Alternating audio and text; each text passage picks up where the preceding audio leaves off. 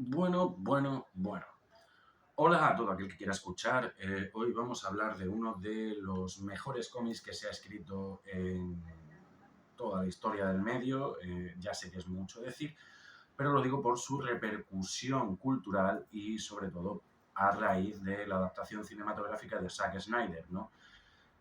Por supuesto estoy hablando de 300, la obra de uno de los grandes autores del medio del cómic, un escritor maravilloso, un dibujante estiloso, con un par de huevos, desde luego, y, bueno, pero sobre todo un hombre con mucha inteligencia a la hora de escribir dentro del medio del cómic, que conoce muy bien el lenguaje, que utiliza muy bien la juxtaposición de gráfica, viñeta y texto, y que tiene siempre o casi siempre un ritmo trepidante. Él venía además de Sin City, se nota cuando tú te lees el cómic de Sin City, eh, tanto por el dibujo, el estilo tosco, la brutalidad, el mensaje subyacente o el estilo directo en su narrativa. En Sin City ocurre un poco igual, es desenfrenado, no paran de ocurrir cosas. Pues aquí es lo mismo, empiezas a leer y en cuestión de, bueno, ya depende de cómo te recrees tú en las viñetas, si eres como yo, que te recreas mucho en cada viñeta y te quedas mirando ahí cada pequeño detalle, pues a lo mejor tardas 40-45 minutos, que es lo que tardé yo en leérmelo, y si solo vas leyendo texto y la imagen la tienes un poco más de fondo, que no significa que no esté ahí, que no te agrade, pues puedes tardar 20-30 minutos en leerte este libro. Aún así, se presta a muchas relecturas y tiene otro elemento que puede hacer que sea muy disfrutable, y es si tú conoces la historia o te interesa la historia antigua, te va a gustar este texto, o sea, te va a gustar este cómic. ¿Por qué? Porque este cómic se nota que Frank Miller venía de leerse alguna cosa que le fascinó de la batalla de las Termópilas, y él se nota que se empezó a documentar, no sé si antes, si después, si ya tenía la idea, o si fue una inspiración de pequeñito, ¿no? De sus estudios cuando era más jovencito. Ay, disculpad que es verano, hace calor y me estoy tomando una cervecita. Y además me voy a enfumar un cigarrín también mientras os cuento esto, porque para eso estoy en mi casa. En fin,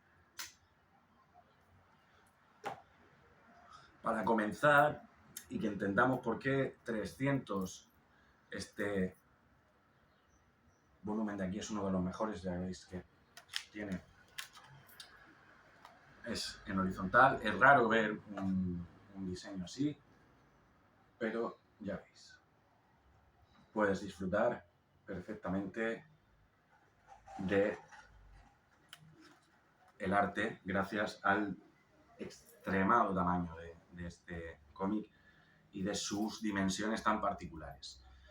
Decir que en 1999 o 98, no lo sé, o quizá en el 2000, pero más o menos a esas alturas, este cómic recibió el premio Eisner, y no es para menos, ya que, como digo, es un cómic que, aunque es algo de entretenimiento y tal, tiene su mensaje subyacente y además tiene una documentación histórica real por los conceptos que se utilizan. Y vamos a ir desengranando poco a poco porque el autor realmente se documentó. Se documentó sobre quién era Leónidas, sobre la batalla, etcétera, etcétera. Y si bien omite cierta información, y hay parte también que está, por supuesto, dramatizada para el medio, lo cierto es que los conceptos que se utilizan y lo que se va relatando en el texto más o menos concuerda con todo lo que los historiadores y arqueólogos dicen sobre tanto la batalla de los 300, ¿no? De los 300 espartanos, como de Rey Leónidas y el contexto, ¿no? Y el contexto de la Esparta de aquel entonces. Porque Esparta es la protagonista absoluta, no tanto Grecia, porque otra cosa de que te hace consciente de que este hombre sabía muy bien de lo que estaba hablando, Grecia en ese momento era un poco como Italia en el siglo XVI, ¿no? Que eran diferentes reinos que, bueno, más o menos estaban hermanados en determinados elementos culturales, lingüísticos y demás, pero que mitológicos, pero que al fin de cuentas tenía cada uno su propia, las ciudad-estado, ¿no? Las poligriegas, cada una tenía su propia idiosincrasia, su propia identidad, sus propios dioses, en este caso Ares, y el dios de la guerra, y por eso los espartanos eran los guerreros definitivos de la antigüedad, y lo demostraron con creces. En cuanto a la herencia griega, bueno, de la mitología, pues se rescata, bueno, se decía que los espartanos, ¿no? El linaje de las dos líneas reales, que por cierto tenían prohibido cruzarse entre ellas, dicen que vienen de los hijos de Hércules, ¿no? O sea, que son descendientes directos de Hércules, y luego, pues lo que he mencionado antes de Ares y el arte de la guerra, ¿no? Luego también tendríamos que hablar, esto también se relaciona con la adaptación cinematográfica y se puede ver un poco más vivamente, ¿no? A nivel ya no solo visual, sino también, pues eso, la música, el sonido, la narración, las voces, etcétera, la puesta en escena, todo eso también entronca directamente con la herencia griega, pues no olvidemos que son los griegos los creadores del teatro. No tanto de las historias épicas, y esta es una historia épica como ella sola, es épica pura, pero épica hay en otras culturas, en otras culturas orientales o más adelante o anteriores. Pero teatro, lo que es teatro, el drama, es original y esencialmente griego. Si no, pues podemos ir a Aristóteles y su famoso texto que cualquiera que estudie arte dramático o filosofía sabrá, que es La paradoja del comediante. Es un libro que habla de la catarsis, ¿no? El concepto de catarsis que viene de ahí. Y también el tema de la poesía. La poesía está muy presente en la cultura griega y aquí en el texto, que en la película está adaptado prácticamente de forma literal, excepto los añadidos que irá trayendo Zack Snyder y de los que luego hablaremos. El texto está adaptado prácticamente literal de lo que Frank Miller escribió y me parece muy acertado porque es que es oro, lo que este hombre escribió es oro. Bueno, en cuanto al contexto histórico, había un antecedente antes de la batalla de las Termópilas y del segundo intento por parte de Persia de hacerse con las islas griegas o con las ciudades-estado, con las polis griegas, es la famosa batalla de Maratón, ¿no? En este caso fue Darío el padre de Jerjes I, el que intentó por primera vez y se chocó frontalmente contra las fuerzas militares griegas y sobre todo con su poderío naval, que en este caso le corresponde a Atenas, que fue la que a raíz de ahí pues floreció y se convirtió en la superciudad. Algo que, por cierto, en ese sentido, como acabó dominando la idiosincrasia griega, pues los espartanos le tenían tanta rabia. Y luego también el tema de las batallas de dioses. Atenea enemiga de su hermano Ares, Ares enemigo de su hermana Atenea, con lo cual guerreros contra filósofos, etc., ¿no? Esto que se conoce también. Es lo que se sabe que Persia intentó entrar por Corintio y el Peloponeso y Jerjes repitió. No, si os dais cuenta, siempre pasa lo mismo. Grandes genios militares que copian a otros grandes genios militares pensando que los van a superar y luego se acaban chocando de frente con el mismo problema. Ahí tenemos a Napoleón y Hitler con la invasión rusa. Pues aquí igual, ¿no? Darío y Jerjes chocan frontalmente con la entrada del Peloponeso. Simbólicamente, Jerjes en el cómic y en la película, y entiendo que igual a nivel histórico, aunque no estoy tan metido, sé que Jerjes era un gran gobernante, en realidad era como la representación del hombre dios, el rey dios, el rey dios. Y Leónidas, del que ahora hablaremos, era el rey soldado. Y esto era verdad, esto era cierto 100%. Bueno, Esparta, los 300. Los 300, es verdad que marcharon 300 como guardia personal del rey, eso es cierto. Y por el camino hasta las Termópilas, hasta el Peloponeso, se fueron juntando otras ciudades como pudieran ser Tespias, Tebas, que fueron las que realmente hicieron el mayor esfuerzo, la gesta épica fueron entre estas tres ciudades. Sobre todo, evidentemente, el sacrificio mayor fue el espartano porque sacrificaron a su propio rey. También es verdad que la idiosincrasia espartana te prohibía retirarte o rendirte. Otra cosa que se dice tanto en el cómic como en la película. En cuanto a la fuerza real militar que pudo haber, se cree que podrían ser unos 5.000 griegos contra unos 200.000 o 200 y pico mil persas. En todo caso, desorbitante, increíblemente descompensado, increíblemente desigual, imposible. Pero claro, aquí entra también la inteligencia militar de Leónidas al aprovechar muy bien el terreno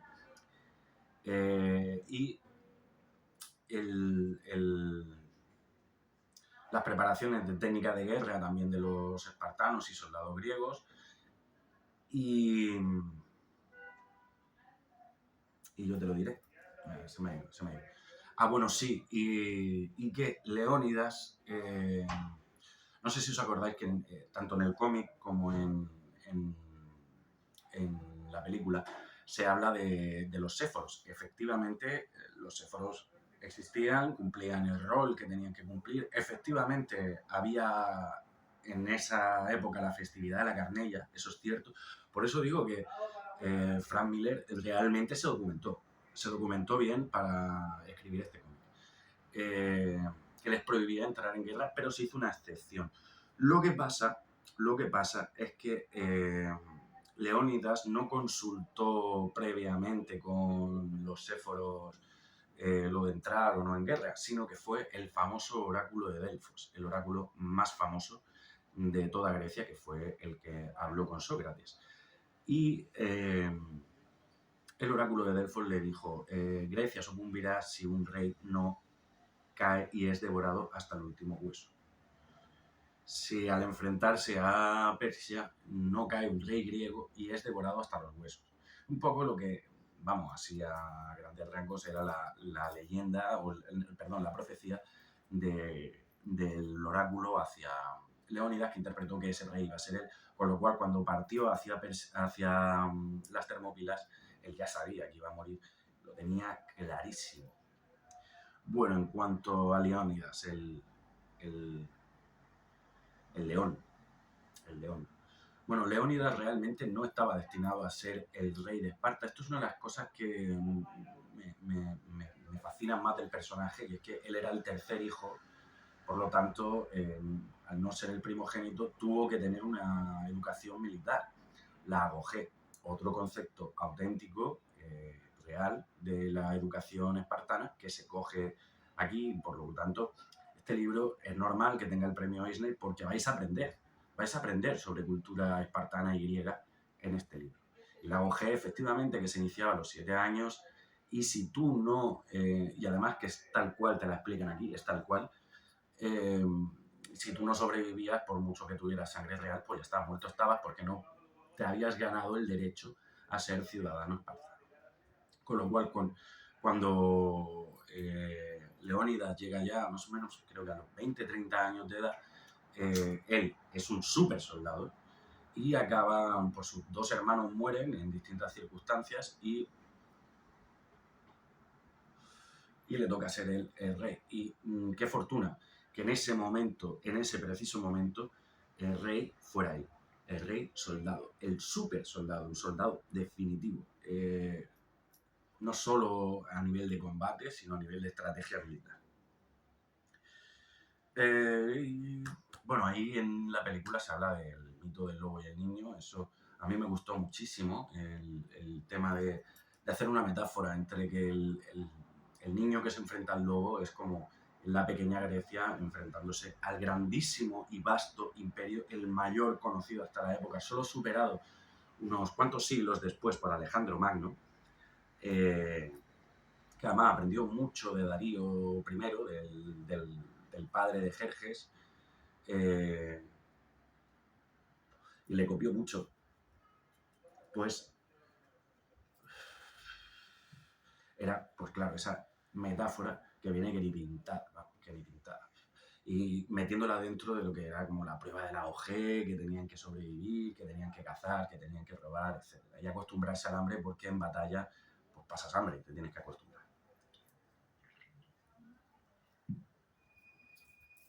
Otro elemento histórico, y vamos a ir acabando ya con los elementos históricos y con el contexto para meternos ya en el meollo de por qué esta obra mola tanto,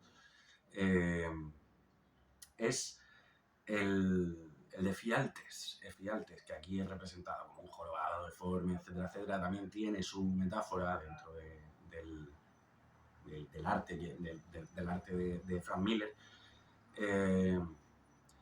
de Fialtes, que sí que fue un traidor a Grecia, un traidor a Esparta, y que les enseñó ese camino hacia la retaguardia, que efectivamente era un viejo camino de cabras, que era muy angosto. Ahí habían situado unos pocos contingentes que cayeron enseguida. Unos huyeron, otros se batieron en retirada e intentaron contener ahí en retirada a los persas, pero fueron fulminados. Y otro detalle más que te demuestra que Frank Miller sabe de lo que está escribiendo, sabe de lo que está hablando y sabe cómo meterlo eso en todos esos elementos reales de la historia real en la ficción. Aunque yo creo que para él, en su mente, sería como, joder, esta mierda se escribe sola, ¿no?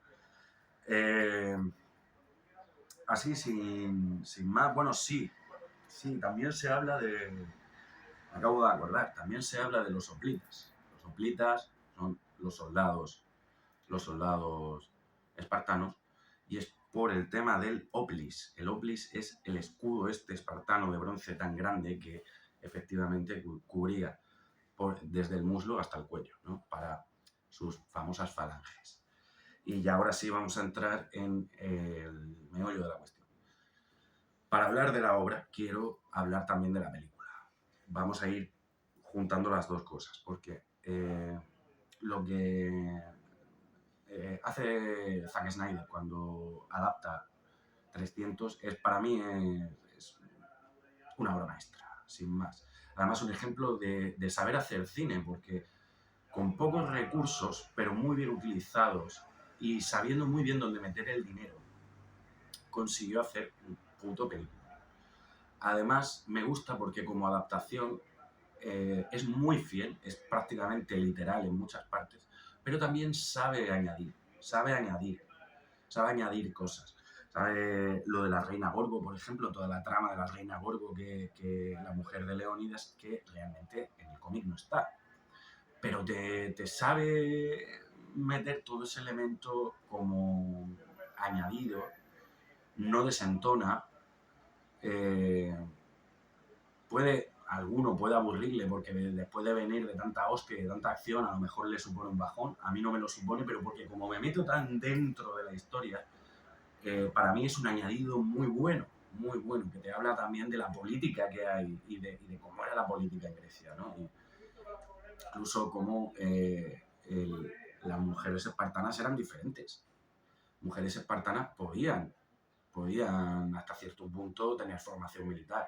No la misma que los hombres, pero sí que practicaban gimnasia, se fortalecían, etcétera, etcétera, por la idea de eugenésica, por la política eugenésica o la eugenesia espartana, ¿no?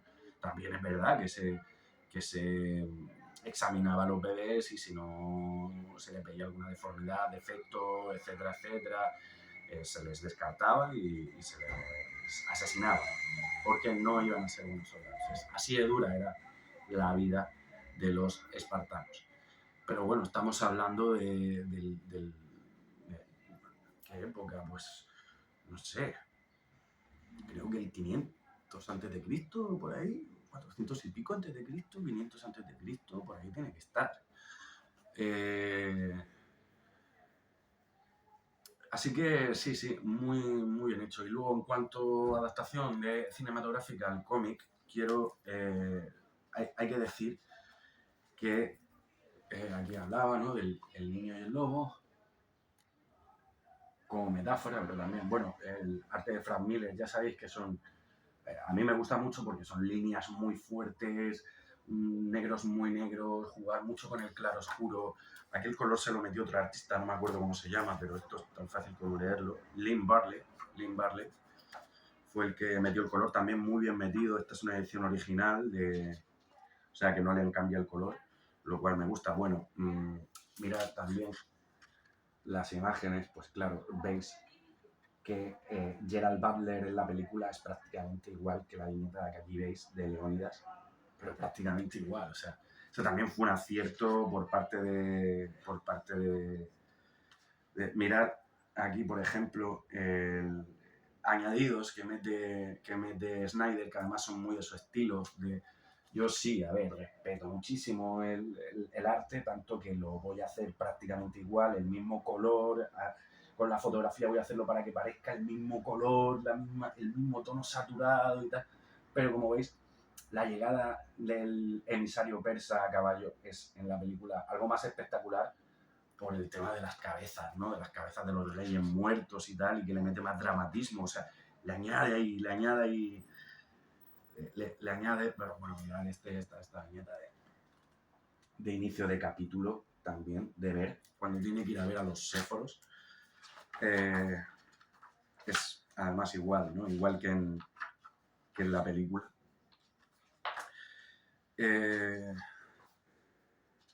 Bueno, la llegada a las Termópilas y cómo caen, cómo van cayendo los barcos, cómo están los soldados ahí bajo la lluvia viendo, tal. Aquí todo es igual, en esta parte todo es igual. El famoso Fialtes, aquí veis también una ilustración de Fialtes, a veces están tan deforme que muchas veces no sabes, conforme van apareciendo en la piñeta, no sabes muy bien dónde tiene el brazo, dónde tiene... que todo esto yo creo, sinceramente, que lo hizo Miller a nivel metafórico, como decía antes, el griego deforme, porque es por dentro va a reflejar, o sea, por fuera va a reflejar cómo es por dentro.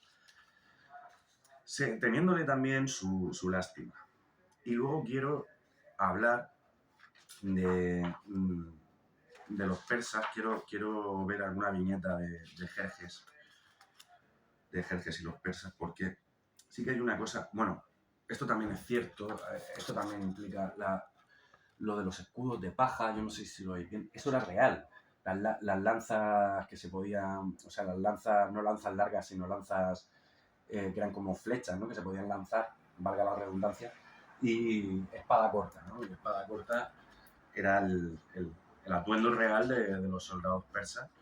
Sí que es verdad que, y esto es una cosa que me gusta mucho de Zack Snyder, es que él ve la intuición que hay detrás de todo esto y sabe luego plasmarlo en lo físico, porque aquí Frank Miller, mira lo que utiliza, es como así linitas y tal, no entra mucho en detalle, sino que juega con línea y negro, con blanco y negro, y da esas sensaciones, ¿no?, de tejido caro, ¿no?, de tejido elaborado con mucha filigrana, ¿no?, con muchas telas distintas.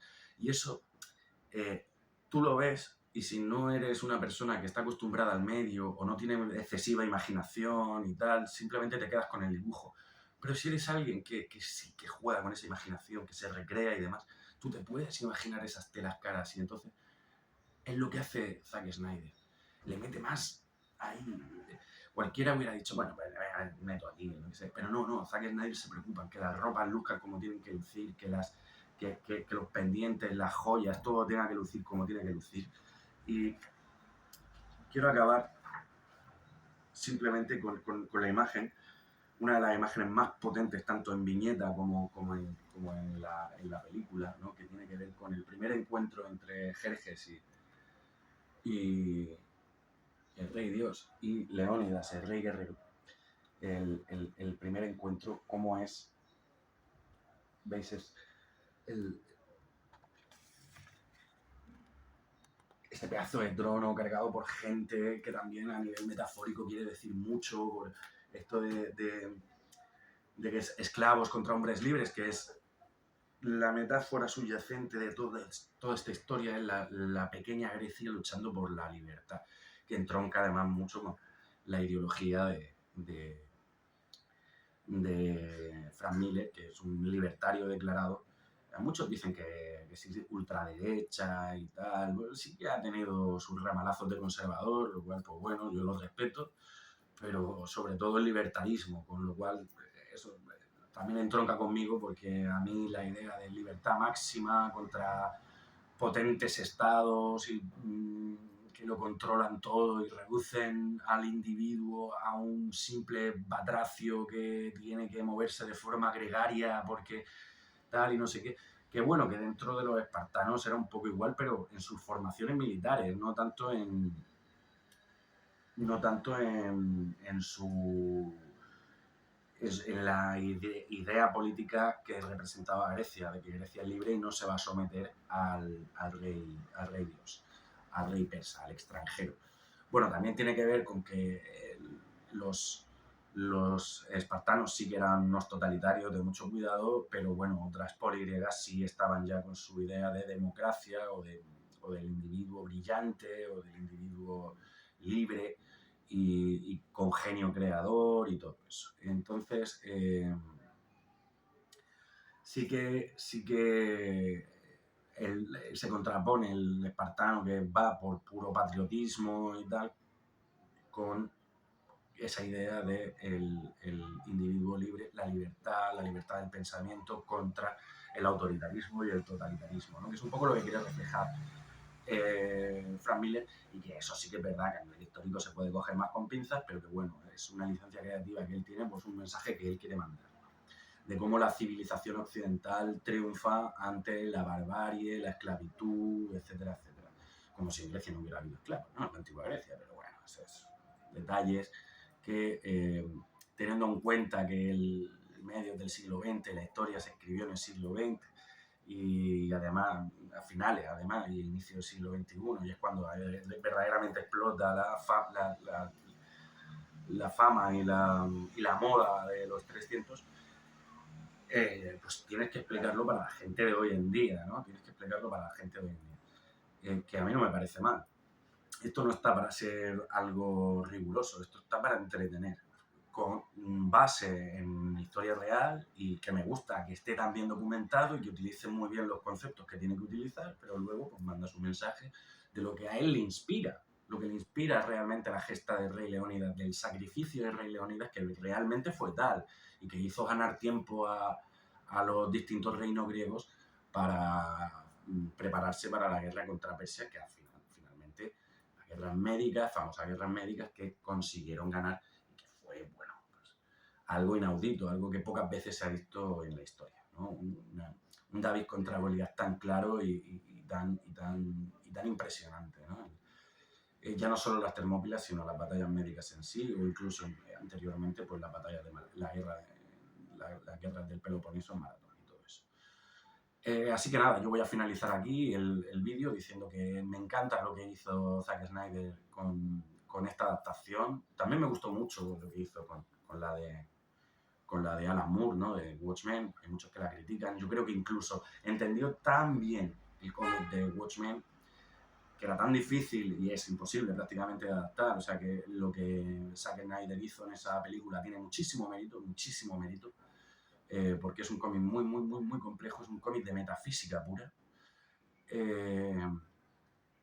Tiene hasta un final mejor. Entendió tanto la historia de Alan Moore, que supo desprenderse de los elementos que se tenía que desprender o que no podía cinematográficamente adaptar, incluyendo el final, que le parecía que a nivel espectáculo pues podía quedar un poco, no tanto espectáculo, a nivel historia podía quedar un poco ridículo, y entonces cambió el final, y la verdad es que el final, sinceramente, para mí es mejor, y no soy el primero que lo dice.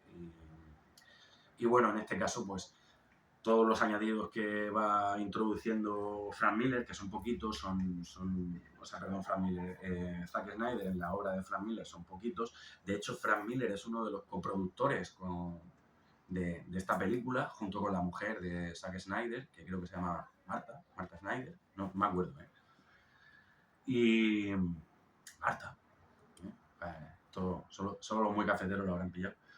Y bueno, el cómo dos creadores se unen para darle un poco más de empaque a una obra que se lo merece y, y cómo estos dos medios se pueden retroalimentar y pueden hacer algo tan fantástico, sobre todo porque el cine se alimenta mucho de eso. Ya el cine siempre ha adaptado películas, porque a nosotros nos gusta, o sea, el cine siempre ha adaptado novelas, libros, historias y épicas, porque a nosotros nos gusta verlas recreadas, ¿no? No solo en nuestra imaginación, sino ver cómo lo ha imaginado otra persona y cómo lo ha recreado y si se acerca a lo que nosotros nos imaginamos o no, ¿no?